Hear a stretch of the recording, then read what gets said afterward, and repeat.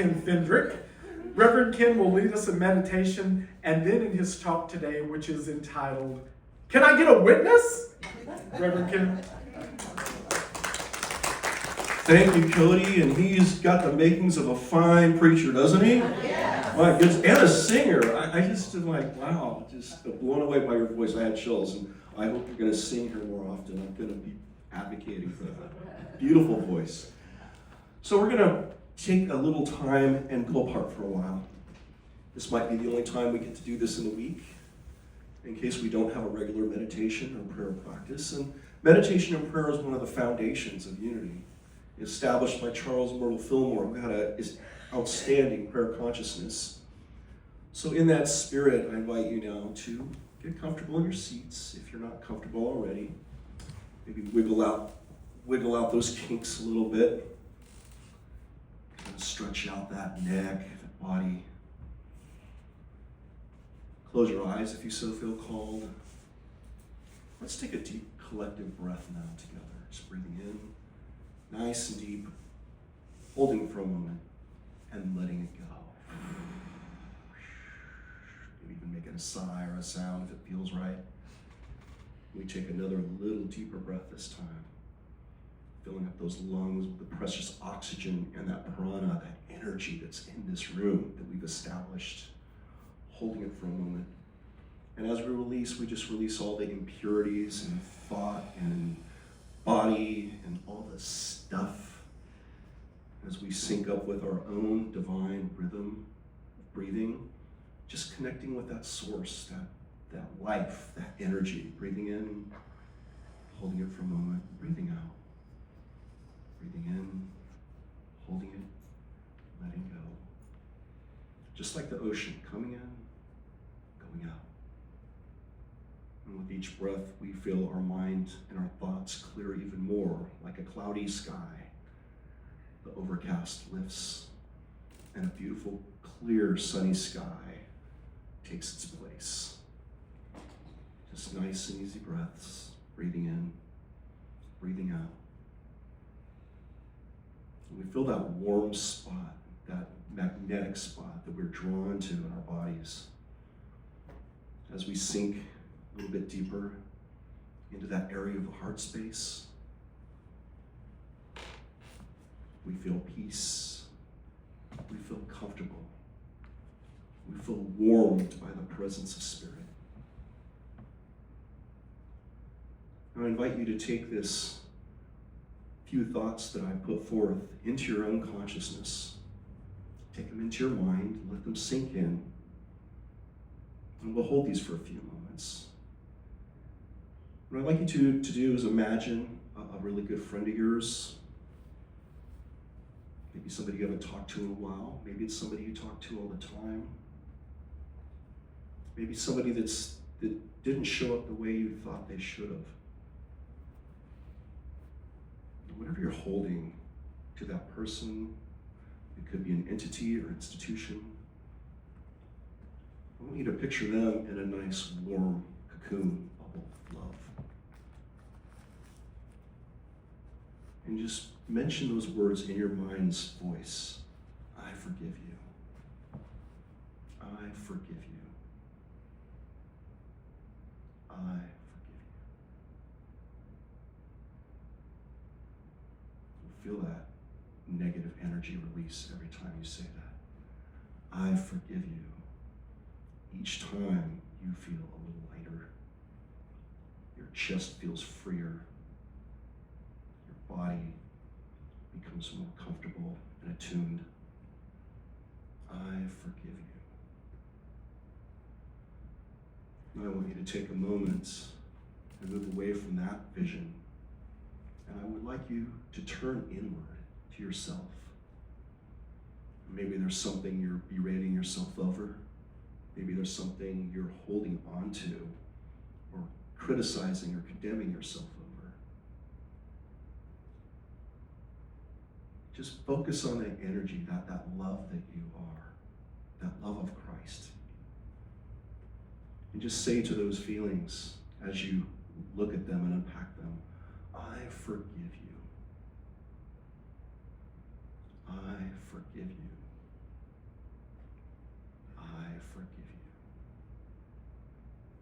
Now in this space, we're just going to take a few moments and move into the silence and feel the love that's reflected back as we release these feelings, as we release these grudges or condemnations or criticisms. We just let ourselves be filled with that love. And now we move into a short period in silence. In silence.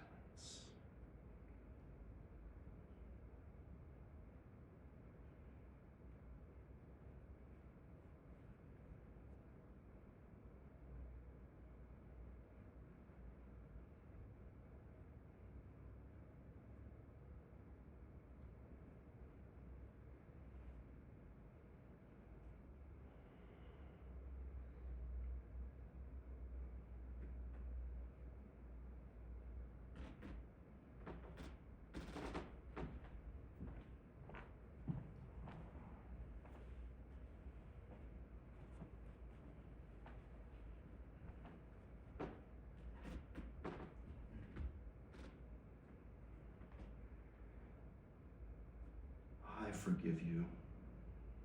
I forgive you. 3 powerful words that we can hold with us as we move out of this time of contemplation and meditation.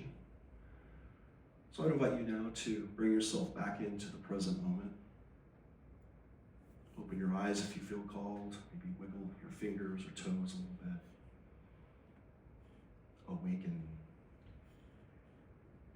But hold that sense of peace, that sense of comfort, that sense of blessing, and that sense of lightness from the beauty and the practice of release. And for all that is occurring inside of us and around us, we forgive, we let go, and we just say thank you, God. We accept the blessing that returns to us. Amen.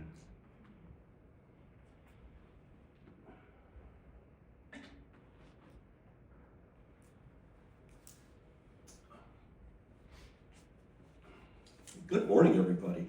Good morning. How was that?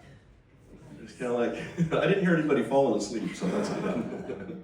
Sometimes I'm like, okay, Ken, come on, wrap it up. Great to see everybody here today. Thank you so much for having me back here. I appreciate Cody working platform for the first time with me anyway, so thank you. And great to see all of you here today. I'm glad the little bit of California rain didn't scare us all off here. I hit some pockets on the way up driving from where I live in San Diego, and I'm like, this is kind of nice. It just rain a little bit and then clear up a little bit and then rain. So today's talk title is, Can I Get a Witness? And we're going to be talking about this idea of spiritual friendship, number one, but also forgiveness is another part of that. So there's a story about, I want to open with a question. Have you ever had a friend that let you down? I think we've all maybe been there once or twice.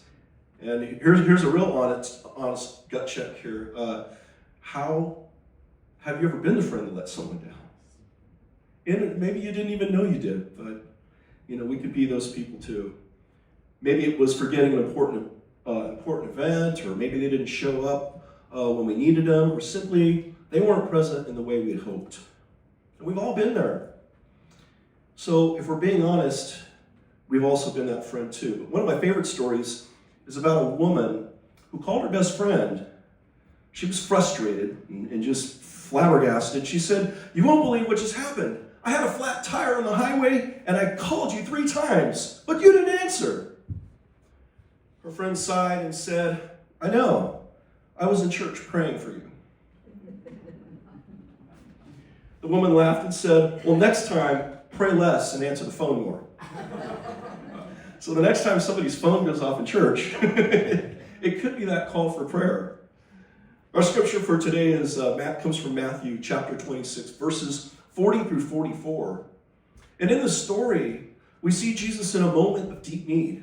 These are the events of Gethsemane, and a lot of these themes, if you're working through the book, the Unity Lent booklet, it's called In the Garden. A lot of these themes might sound familiar for this Sunday. It's a great book, so if you haven't got it, we might have some here, and you can also order it through Unity.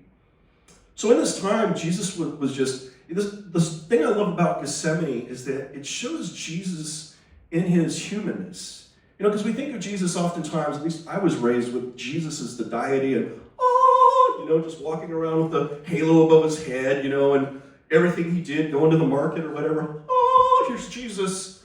But I love Jesus. To me, what makes Unity unique is we look at Jesus as a man, but also as divine. He came to realize his identity as divinity. And he sets a pattern for us. So this time in Gethsemane, his humanness is coming out. And he's like, God, just take this cup away from me. He knows what's coming, and it's not pleasant. And so he asks his disciples, his closest friends, his 12 buddies, they've been through a lot together at this point. They've traveled all over the place. He handpicked these disciples, and they became his friends. And all he asked was, hey, can you stay awake and pray with me? Can you just be with me? We've all had that time maybe where we want somebody around, right? We don't want somebody to fix something for us or give us advice or tell us what to do, tell us how to fix our problem. We just want somebody to bear witness with us. Somebody we can cry on our shoulder or rail to. And so Jesus asked his disciples to stay awake and pray with him. And by this time, they were spiritual friends, meaning that they had prayed together. They knew all about prayer. So 3 times, he goes and checks. He comes back from his, just gnashing and just, railing over, and wrestling with this, his humanness and his will, and he finds him sleeping. Wow. And I imagine Jesus was a little miffed, He's like, I gave you one thing to do. One thing. Just pray. Just stay with me and pray. But no! How's your sleep? Oh, I can only imagine his disappointment.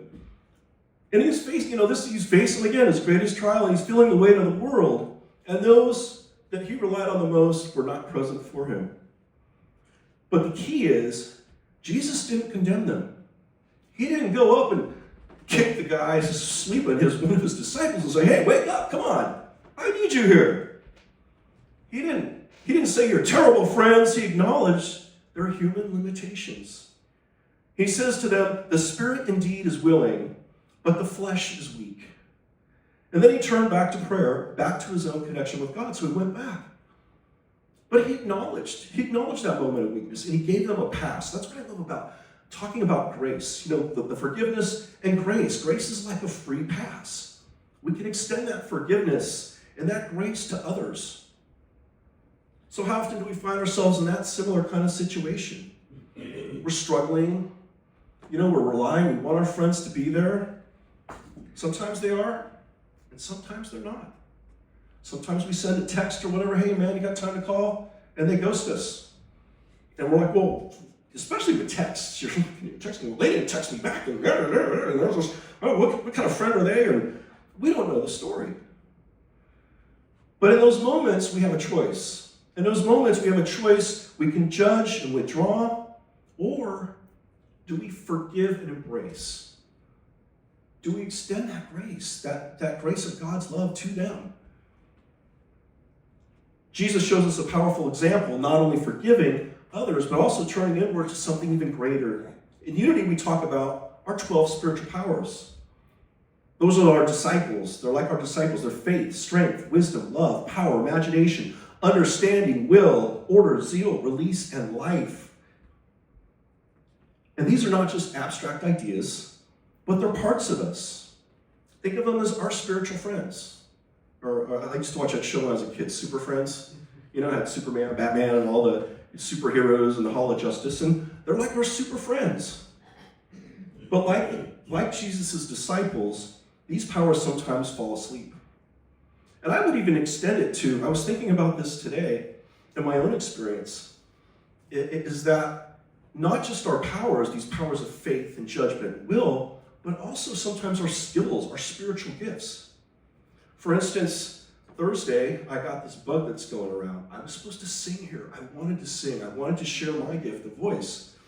And by this morning, it just wasn't happening. And so that power was unavailable to me. But I blessed it. I said, you know what, maybe it's best that I release that and let something else evolve. And look at how much fun we had, right? With the music and dancing and everything. And you all have great voices, I'm telling you. I want to hear more of the singing from the congregation. So that was the blessing in that, because I was able to release that and say, you know what? It's not about me. Even though I can't use this gift, which I wanted to use, and it was unavailable to me, I still could bless it. So talking about our faith, maybe our faith gets weak in a tough time. Maybe our wisdom takes a back seat when the emotions are running high. Maybe our zeal or enthusiasm, it grows tired when we've been waiting for a breakthrough. But like any friendship, our spiritual powers can be awakened and strengthened. And that goes with our spiritual gifts too. I'm extending this past the powers. And when we do that, we find the support we need, not just from others, but also from that Christ presence within us. And as we look at that Christ candle, we can visualize what that feels like. So here's another key lesson from the night in Gethsemane. Jesus did not let the judgment take over. It would have been easy for him to say, they failed me, so I'm done with them. Screw them. He extended grace. So how often do we hold on to a judgment when somebody lets us down? What's the time limit? What's the statute of limitations on that?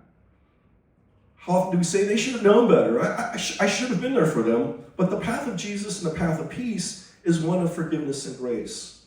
So when we let go of the judgments, something amazing happens. We stop feeling alone. We realize that the love we seek is already within us. And that divine presence we need is already alive, awake, and available. So you have some homework today. Everybody loves homework, right? Nobody asked me, hey, Ken, do we get homework to take home? So this is a call to awaken. This is your call to be a witness to that presence, that Christ presence, and be a witness to your friends, but also to be a witness to yourself. Like we did in the meditation, to extend that to that inside part of yourself too, because we all need love. So I invite you to do two things today. The first is to wake up to the spiritual power that you possess.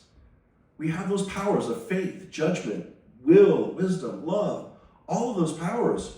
We can summon them anytime. So just like when we nudge a friend awake gently, right? You try and wake them up when they're sleeping.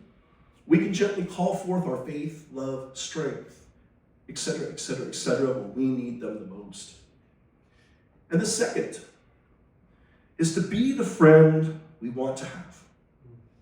You know, that saying has helped me so much in my life. To have a friend, I think I heard it as a kid or something. I was whining to my mom about not having anybody to play with and no friends, and my mom looked at me and she said, you know, Ken, she says, to have friends, you need to be a friend. So go out and be a friend to somebody.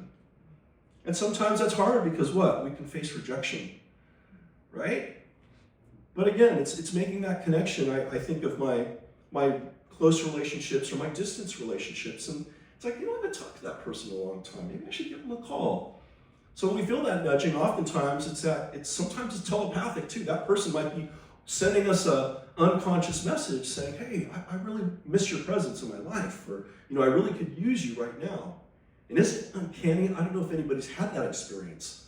I've had it a few times, but if you have, it's very uncanny how that divine order just works, and you're the right person for that person, and they're the right person for you. So again, be the friend we want to have. Instead of focusing on who hasn't shown up in our lives, who hasn't shown up for us, we can ask, where can I go show up for others?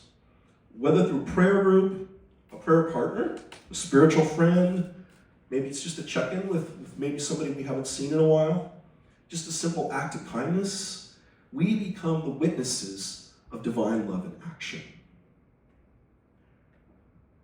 So to close this out, I have an affirmation for us, because we love our affirmations in unity. And the affirmation is this: I awaken my spiritual powers, and I willingly witness the Christ presence within me. So let's break this up in two parts. Repeat after me. I awaken my spiritual powers. I awaken my spiritual powers. Oh, we can say it a little bit louder than that. I awaken my spiritual powers. I awaken my spiritual powers. And I willingly witness with the Christ presence within me. And I willingly witness with the Christ presence within me. And we just affirm that, and we say, it is so. We declare it so. So we all face the moments of struggle in our lives, just as Jesus did in Gethsemane. But sometimes our friends will be there, and sometimes they won't. But we're never truly alone. We have the power to awaken divine love within us, to forgive, to extend grace, and be a witness to God. So let's ask ourselves today, can I get a witness? Amen. Let's be the answer to that call for ourselves and for each other. God bless you all. Namaste.